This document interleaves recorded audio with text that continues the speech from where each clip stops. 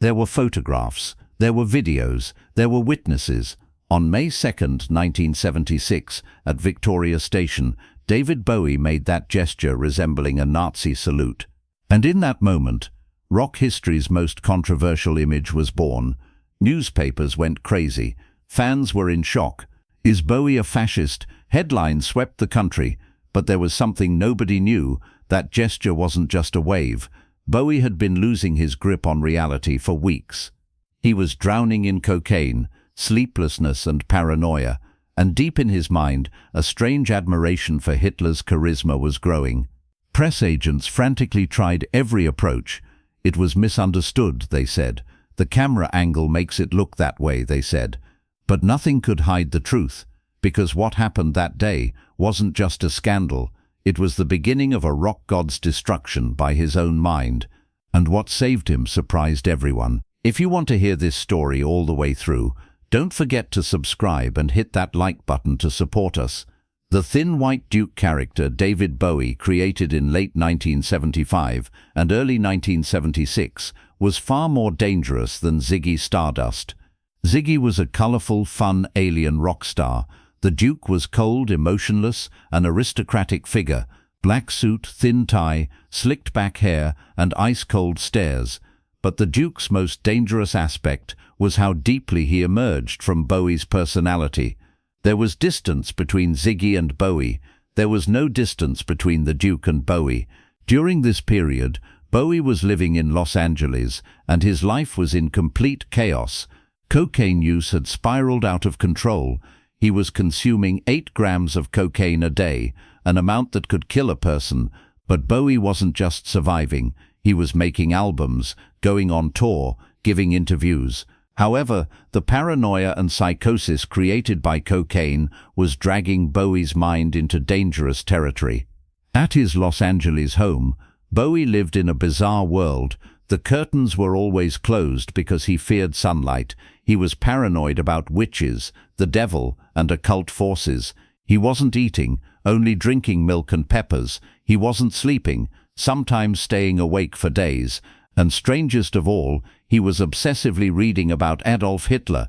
Bowie's assistant, Corinne Schwab, described how during that period, Bowie's house had Hitler photos on the walls, and Bowie would watch Hitler speeches in the middle of the night. Bowie was fixated on Hitler's ability to use crowd psychology, his charisma, and his power to influence people. This wasn't just academic interest. Bowie was wondering if he could apply the techniques Hitler used in rock performances. In the fall of 1975 and early 1976, Bowie's interviews were planting the seeds of scandal. In an interview with Playboy magazine, he'd said Britain needed a fascist leader. In another interview with NME, he said Hitler was one of the first rock stars. When journalists read these comments, they were uncomfortable, but nobody understood how serious it was. What was Bowie really thinking in these interviews? Psychological analyses show that cocaine-induced grandiosity and a god complex were pushing Bowie down a dangerous path. Cocaine creates paranoia, but also gives users a feeling of limitless power.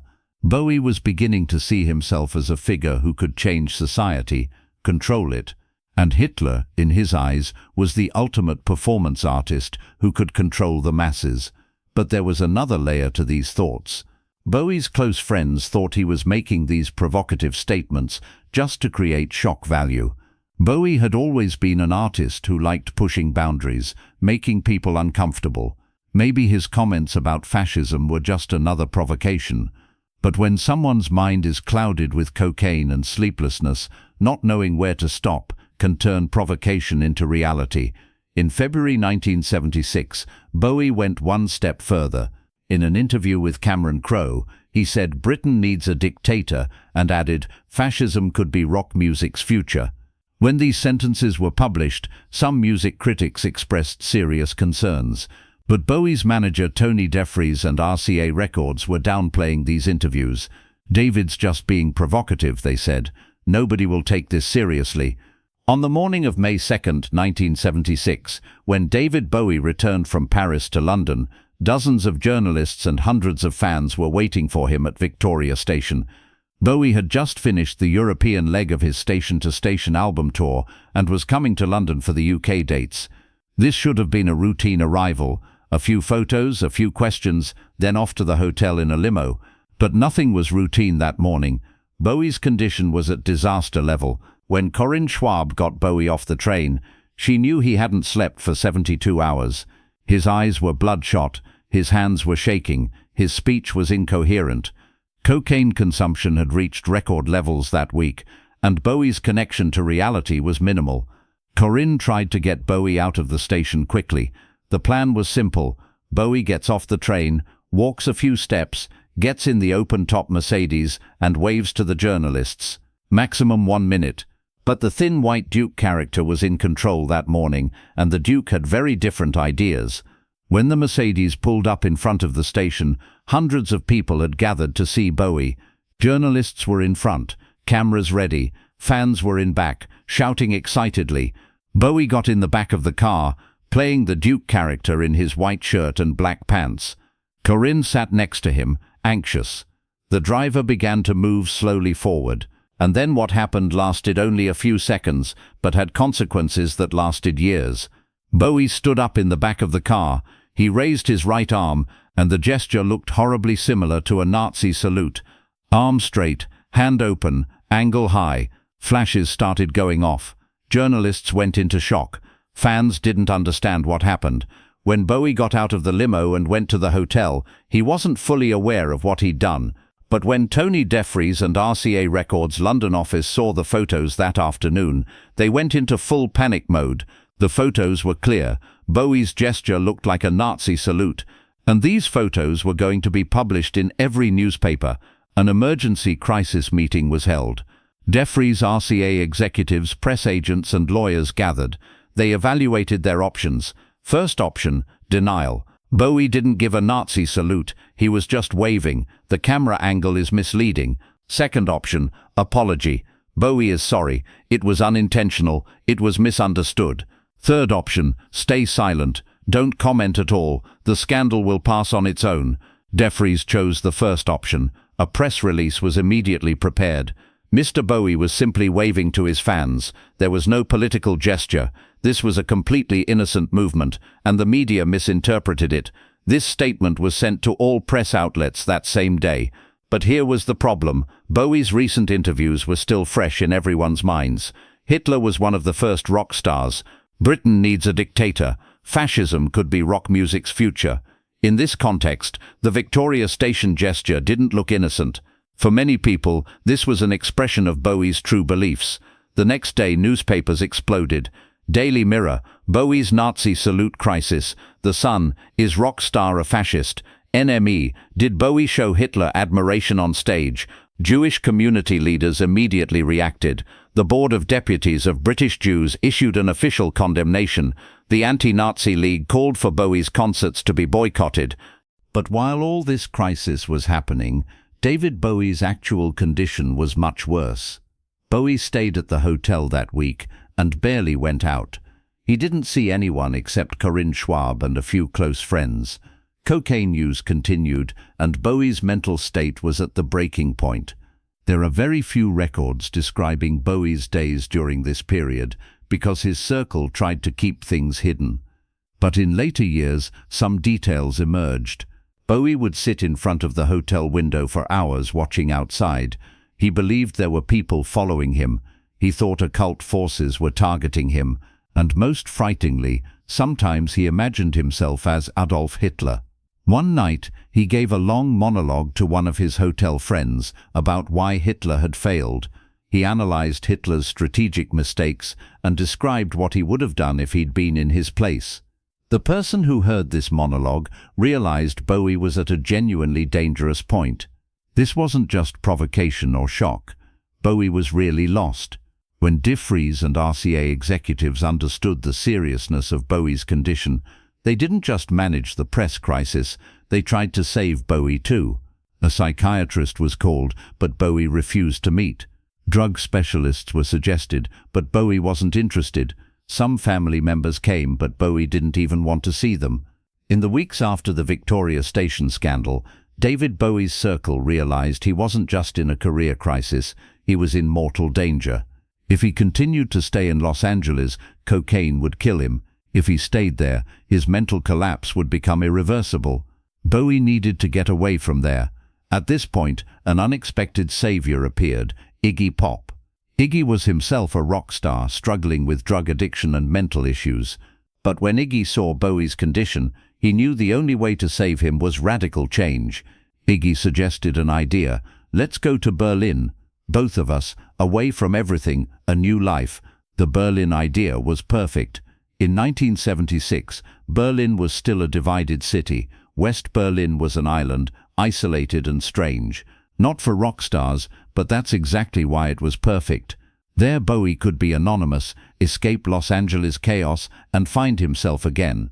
Iggy Pop already wanted to go to Berlin and suggested taking Bowie too. De Vries initially opposed this idea. Berlin made no sense from a music industry perspective. Recording studios were limited there, the music scene wasn't developed, and it wouldn't benefit Bowie's career. But Bowie was drawn to the Berlin idea. "I have to go there," he said, "otherwise I'll die." At the end of May 1976, before Bowie left England, he held a press conference. He spoke directly about the Victoria Station scandal for the first time. His statement was carefully prepared but appeared sincere. "The gesture I made at the station that day doesn't reflect my political views. I'm not a fascist. I'm not a Nazi sympathizer. That gesture was misinterpreted, and I'm very sorry about it." Was this apology enough? For some, yes. For others, no. In June 1976, David Bowie and Iggy Pop moved to Berlin. They settled into a modest apartment in the city's Schöneberg district. This apartment was very different from Bowie's Los Angeles villa. Small, plain, unpretentious, and exactly what Bowie needed. The first months in Berlin were difficult for Bowie. He was trying to kick his cocaine addiction, and withdrawal symptoms were severe. But Berlin's cold, grey atmosphere and anonymous lifestyle helped him. Nobody knew him there. Nobody cared. Bowie could live like a normal person. Iggy Pop was Bowie's greatest support during this period. Both were trying to recover and were helping each other. They rode bikes in the mornings, visited museums in the afternoons, sat in small bars in the evenings. These ordinary activities were a revolutionary change for Bowie. He'd been living inside the rock star spectacle for years. Now he could just be David Jones. In Berlin, Bowie slowly returned to music, but this time it was different music. Instead of the flashy theatrical music he'd made in Los Angeles, in Berlin he started making more experimental, more internal music. He began working at Hansa Studios and collaborated with Brian Eno. During this period, he recorded the Low album, one of the most radical and personal albums of his career. The Low album reflected Bowie's mental state in Berlin. The songs were short, fragmented, emotionally distant, yet containing deep pain and searching. The album's second half was entirely instrumental, reflecting the sound of Bowie's inner world. This album wasn't made for commercial success, it was made for therapy. The Victoria Station scandal left a permanent stain on Bowie's career. For years, this incident came up and damaged Bowie's image. In some countries, performing became difficult. Some radio stations refused to play his songs, some fans turned their backs on him. But paradoxically, this scandal saved Bowie. If Victoria Station hadn't happened, Bowie might have continued to stay in Los Angeles, cocaine use would have increased, and eventually he would have died. The scandal pushed him to Berlin, and Berlin healed him. The crisis itself became part of the solution. In 1977, Bowie released the Heroes album, the second album of the Berlin trilogy. This album was more hopeful, more alive. Bowie was recovering. Cocaine use had almost stopped. His mental health was improving, and his music was strengthening again. The Heroes song was particularly symbolic. It was the story of a man surviving and finding hope despite all difficulties. In 1978, he completed the Berlin trilogy with the Lodger album. Now Bowie had fully recovered. It was time to leave Berlin, but the Berlin experience had changed him. He was no longer the old David Bowie. He was more mature, more determined, more conscious. In the 1980s, David Bowie began to acknowledge his dark period in the 1970s. He spoke more openly about the Victoria Station scandal in interviews. In a 1983 interview with NME, he said, "I was completely out of control during that period. Cocaine was destroying me. The things I said about Hitler, the things I did, that wasn't the real me. Those were the sick thoughts of a sick person." These statements were important because Bowie was accepting responsibility for the first time. Instead of excuses like camera angle or misunderstanding, he was saying, "I was a sick person and I did wrong things." This honesty convinced some people and helped repair Bowie's image. In a 1987 interview, he went even further. "The moment I made that gesture at Victoria Station, I knew I was giving a Nazi salute. But in that moment I couldn't think rationally. My head was filled with thoughts of Hitler, power, control. This is my greatest shame." This confession was brave and showed Bowie had really changed. Jewish community leaders accepted Bowie's apologies, but didn't forget. Bowie's 1970s comments and the Victoria Station incident remained a controversial part of his career, but most people understood Bowie's condition during that period and forgave him. Cocaine addiction and mental health issues were things many people could empathize with. When we look at the Victoria Station scandal today, we draw several important lessons. First, how destructive drug addiction can be. Even someone as intelligent, creative and successful as David Bowie was defeated by cocaine and almost lost everything. The second lesson is the importance of mental health. Bowie's 1976 condition wasn't just a drug problem, it was psychological collapse and required treatment. The third lesson is that rescue is always possible. Even when Bowie was at his darkest point, his circle supported him, helped him get to Berlin and enabled his recovery. Iggy Pop, Corinne Schwab, Brian Eno, these people saved Bowie. And Bowie saved himself too. He made the decision to go to Berlin. He showed the will to quit cocaine. The fourth lesson is the healing power of art. In Berlin, Bowie healed by making music. Low, Heroes, Lodger. These albums weren't just music, they were the treatment process. Bowie transformed his pain, confusion and searching into music. And this process saved him.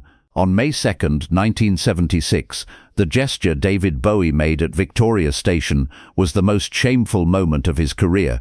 But paradoxically, this moment saved him. The scandal was so big that Bowie could no longer stay in Los Angeles, couldn't continue his old lifestyle. He had to go to Berlin, and Berlin healed him. If Victoria Station hadn't happened, Bowie might have died from a cocaine overdose in 1977. Maybe his mental collapse would have led to permanent damage, but the scandal forced him to change. The crisis became the catalyst. When we remember David Bowie today, we don't forget Victoria Station, but we don't evaluate it in isolation. We see that moment as part of the bigger picture of Bowie's life, part of the story of a man who fell, but then got up, recovered and returned stronger. The Victoria Station scandal shows us that mistakes aren't irreversible. People can change, addictions can be beaten, careers can be saved. David Bowie proved it. He found the path from his darkest moment to his brightest period. And perhaps the most important lesson, sometimes the biggest crises lead to the biggest transformations. Victoria Station didn't end Bowie, it remade him.